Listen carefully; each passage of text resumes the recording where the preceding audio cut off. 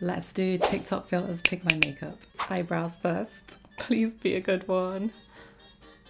First, I've got to block out my eyebrows using a glue stick so that I can draw the fake shape on top. I'm gonna go in with some translucent powder, then a concealer, the same shade as my skin tone. Blend that out and then see how they just disappear.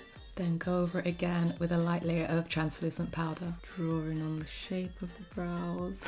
Fill them in. This is probably the craziest filter I've seen, but I kind of love it. Come on. Gotta do what the filter picks. So I hope I've got the shade right. This look is already a fail, I can just tell. Add some of that colour on the nose as well. Let's get that inner corner. Way too much. I'm not a fan of this shade on me. Let's finish this look up with some Emoji Freckles. Hopefully it lands on a good one this time. Okay. Let's get some blue on there. So I've done one cloud and a little sun. Now let's start filling in the other side. Let's do some freckles. Add the little details. Add a lash to finish this off. Okay, here's the end result. Honest thoughts, what do you guys think? Is this a cute or a fail? Don't forget to subscribe to my channel.